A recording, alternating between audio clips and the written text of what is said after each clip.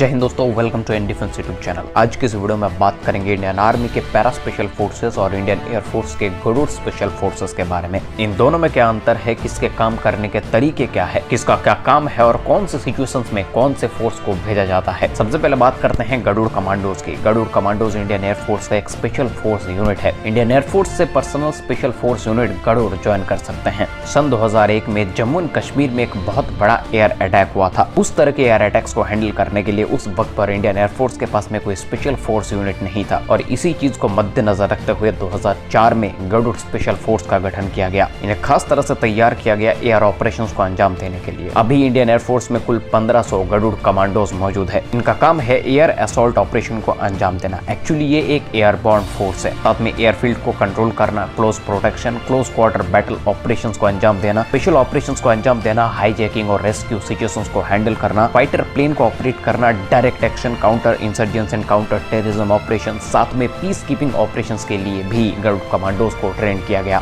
Garuda commando Indian air force का एक classified force है। इनकी पहचान इनके ऑपरेशंस को काफी हद तक डिकोड नहीं किया जाता है। एयरफोर्स में किसी भी अटैक को डिफेंस करने के लिए भी अटैक करना पड़ता है। इसी चीज को ध्यान में रखते हुए गरुड़ का मोटो बनाया गया defence by. Garud commando organise किया गया 15 फ्लाइट्स में और हर एक फ्लाइट में एक स्क्वाड्रन लीडर या फिर फ्लाइट लेफ्टिनेंट रैंक का ऑफिसर होता है जो इसे लीड करता है। एयरफोर्स में गरुड़ कमांडोज की सिलेक्शन एयरमैन सिलेक्शन सेंटर से होता है। सिलेक्शन के बाद इन्हें हाई इंटेंस फिजिकल और मेंटल ट्रेनिंग दी जाती है। सबसे पहले तो इन्हें 72 हफ्ते की एक बेसिक ट्रेनिंग दी जाती है। गरुड़ कमांडो की ट्रेनिंग इस पूरी दुनिया का सबसे लंबा स्पेशल फोर्स ट्रेनिंग है। एक फुल्ली ऑपरेटिव गरुड़ कमांडो बनने के लिए एक एयरफोर्स सोल्जर को 3 से 4 साल लगते हैं। यहाँ तक कि यह 72 हफ्ते की बेसिक स्पेशल फोर्स ट्रेनिंग भी इस पूरी दुनिया का सबसे लंबा बेसिक स्पेशल फोर्स ट्रेनिंग है। इस पूरी की पूरी ट्रेनिंग में उन्हें फिजिकली और मेंटली टफ बनाया जाता है। ये one of the best special force unit है इस पूरी दुनिया का। हेलीकॉप्टर और एरोप्लेन से उल्टा लटक कर भी एक गरुड़ कमांडो एक्यूरेट फायर कर सकता है। इतनी ज्यादा ट्रेनिंग इन्हें दी जाती है। किसी भी तरह के हेलीकॉप्टर को ऑपरेट करना, किसी भी तरह के ऑपरेशंस को अंजाम देना इनका काम है। गरुड़ शब्द का अर्थ हिंदू धर्म में बहुत महत्वपूर्ण है। गरुड़ भगवान विष्णु के वाहन माने जाते हैं और उस वक्त पर विष्णु पुराण के अनुसार पक्षियों का राजा गरुड़ को माना जाता था, क्योंकि हवा में गरुड़ का मुकाबला करने वाला आज तक कोई जीव पैदा नहीं हुआ।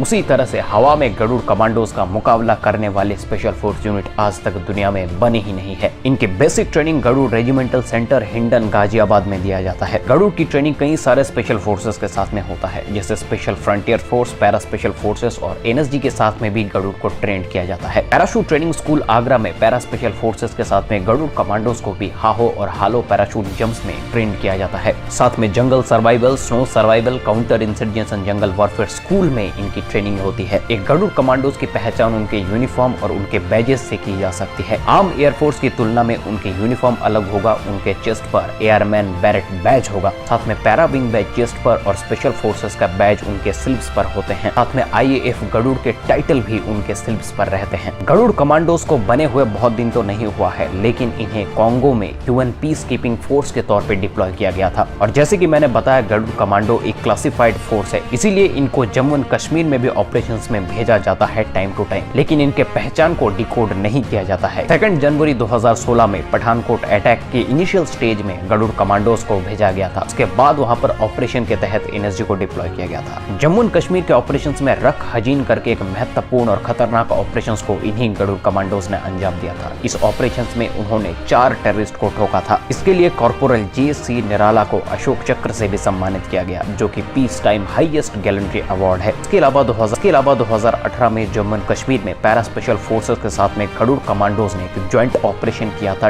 इस तरह के ऑपरेशंस के डिटेल्स पब्लिक डोमेन में अवेलेबल नहीं होते हैं। यहाँ तक कि 2020 में गलवान घाटी पर भी जब भारत के घातक कमांडोज को वहाँ पर भेजा गया था, उस वक्त पर लद्दाख के चोटी के ऊपर गरुड़ कमांडोज को तैनात किया गया था कि अगर चाइना किसी भी तरह का हरकत करता है तो एयरफोर्स वहाँ पर मौजूद है, वो तुरंत उन पर वार कर देगा। ये तो कहानी हो गई पूरी की पूरी इंडियन एयरफोर्स के गरुड़ कमांडोज की। अब बात करते हैं भारत की ही नहीं बल्कि इस पूरी दुनिया का सबसे खतरनाक special force unit para special forces की। Para special forces Indian army का एक स्पेशल फोर्स यूनिट है जो पैराशूट रेजिमेंट के अंडर में आता है। 1 जुलाई 1966 को वर्ल्ड वॉर 2 के समय में 15th पैराशूट ब्रिगेड के तौर पे इसे बनाया गया था। 1966 में 9 पैरा स्पेशल फोर्सेस को भी बनाया गया था। उस वक्त पर उसका नाम था 9th पैराशूट कमांडो बटालियन। आज पैरा स्पेशल फोर्सेस में कुल 15 बटालियन है। अलग अलग बटालियन को अलग अलग सिचुएशंस और अलग अलग इन्वायरमेंट के लिए ट्रेन किया गया है। जैसे कि 9 पैरा एसएफ और 4 पैरा एसएफ को माउंटेन वॉरफेयर, वहीं पर 10 पैरा एसएफ को डेजर्ट वॉरफेयर में हाईली ट्रेंड किया गया। पैरा स्पेशल फोर्सेस भारत के जमीनी सुरक्षा का ध्यान रखता है। इनका काम है hostage rescue, counter insurgency, counter terrorism operation, unconventional warfare में हाईली ट्रेंड होते हैं para commandos. Counter insurgency, counter terrorism operation ज्यादातर जमीन में ही होते हैं। आतंकवादियों के पास में हेलीकॉप्टर, एयरक्राफ्ट नहीं होता है, इसीलिए वो जमीन और समुद्र के रास्ते से ही भारत में अटैक करने के बारे में सोचते हैं और वहीं पर उन्हें रोकता है पैरा स्पेशल फोर्सेस के कमांडोज। अनकन्वेंशनल वॉरफेयर यानी कि खुद 5.5 फुट का होकर भी 7 फुट के एक आदमी को कैसे घायल किया जा सकता है, इनकी ट्रेनिंग। पैरा स्पेशल फोर्सेस के कमांडोज को वॉर टाइम और ऑपरेशनल टाइम में बहुत ज्यादा इस्तेमाल किया जाता है। वॉर टाइम सिचुएशंस में इन्हें एक शॉक ट्रूप्स के तौर पे काम करवाया जाता है। ये दुश्मन के टेरिटरी के अंदर घुसते हैं, तोड़फोड़ करते हैं, दुश्मन को डिस्ट्रॉय करते हैं और वहां से बाहर निकलते हैं। इस तरह के ऑपरेशंस को युद्ध क्षेत्र में कहा जाता है गोरिल्ला वॉरफेयर। ये वॉरफेयर हमारे छत्रपति शिवाजी महाराज बहुत ज्यादा इस्तेमाल करते थे। इस तरह के वॉरफेयर में कम संख्यक सेना के साथ में एक बड़े पैमाने की सेना के ऊपर डायरेक्ट अटैक करके उनके मनोबल को तोड़ दिया जा सकता है। और अगर किसी भी सेना को दिल से डराया जाता है तो उसे हराना बहुत ही आसान हो जाता है, क्योंकि ये फिजिकली और मेंटली बहुत ज्यादा टफ होते हैं। फिजिकली फिटनेस में इनके ऊपर कुछ है ही नहीं। पैरा स्पेशल फोर्सेस ज्वाइन करने के लिए 3 साल की एनडीए की ट्रेनिंग, उसके बाद आईएमए में 1 साल की ट्रेनिंग के बाद जब कमीशन होने का समय आता है, उस वक्त पर हर एक कैडेट को अपने रेजिमेंट चूज करने का मौका दिया जाता है। और वहीं पर जो लोग पैराशूट रेजिमेंट चूज करते हैं, उनके मेरिट के बेसिस पे उन्हें पैराशूट रेजिमेंट में अलॉट किया जाता है, बशर्ते उनको 90 डेज की पैरा प्रोविजन ट्रेनिंग को कंप्लीट करना होता है, जो कि अपने आप में ही बहुत ही ज्यादा चैलेंजिंग और टफ है। इसके अलावा भी सर्विस ज्वाइन करने के बाद भी कोई भी सोल्जर्स पैरा स्पेशल फोर्सेस के लिए वॉलंटियर कर सकता है।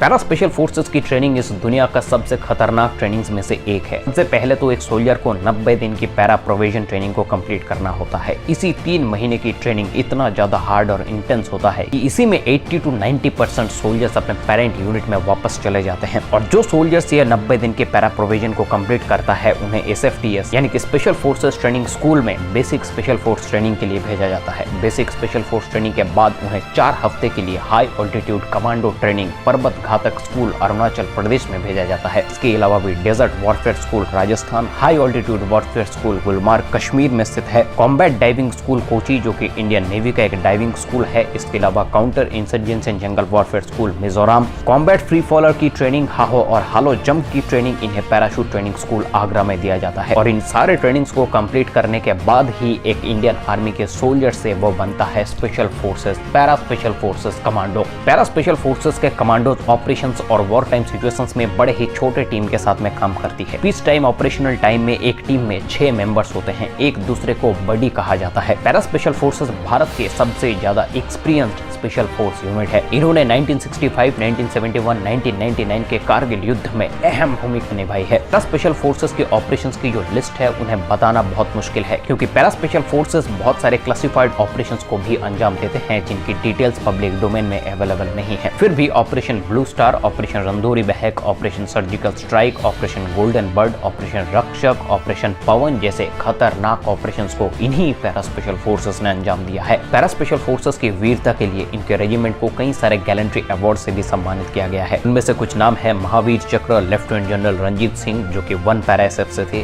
ब्रिगेडियर भवानी सिंह जो कि 10 पैरा एसएफ से थे, मेजर मोहित शर्मा अशोक चक्र 1 पैरा एसएफ से थे, लैंस नायक मोहननाथ गोस्वामी 9 पैरा एसएफ से थे। अशोक चक्र से उन्हें भी सम्मानित किया गया। गैलेंट्री अवार्ड विनर्स का लिस्ट बहुत बड़ी है, क्योंकि इस रेजिमेंट ने ऐसे ऐसे वीर जवान और ऑफिसर्स को जन्म दी। स्पेशल फोर्सेस की इंसिग्निया होता है उनके बलिदान बैज, जो कि सिर्फ पैरा स्पेशल फोर्सेस को ही दिया जाता है। इसके अलावा parachute regimental cap, maroon बेरेट, special forces के टैब स्लिप्स पर, पैरा विंग बैज चेस्ट पर। इन दोनों के बारे में जानने के बाद मैं आपको बता दूं कि पैरा स्पेशल फोर्सेस की तरह एक्सपीरियंस आज गरुड़ कमांडोज के पास में नहीं है, लेकिन गरुड़ कमांडोज भी इस तरह के ऑपरेशंस करने के लिए हाईली ट्रेंड है। लेकिन एक्सपीरियंस और ट्रेनिंग में थोड़ा बहुत तो अंतर होता है, लेकिन जब कभी भी गरुड़ कमांडोज को जंगे मैदान या फिर ऑपरेशंस में उतारा गया है, हर एक गरुड़ कमांडो अपने बेहतरीन वीरता और साहस का प्रदर्शन किया है। दोनों में कौन बेस्ट है ये पूछना ही गलत है। इन दोनों के बीच में कोई कंपैरिजन नहीं हो सकता। इन दोनों में क्या अंतर है ये जरूर बताया जा सकता है, और मैंने इस वीडियो में इन दोनों के बीच के अंतर को आपको बताया है। आशा करता हूँ आप सबको ये वीडियो पसंद आई होगी। वीडियो पसंद आने पर लाइक और शेयर कीजिए। एंड डिफेंस यूट्यूब चैनल को सब्सक्राइब करके बेल नोटिफिकेशन को प्रेस कर लीजिए फॉर फर्दर वीडियोस। मिलते हैं आपसे अगले वीडियो में, तब तक के लिए जय हिंद, जय भारत।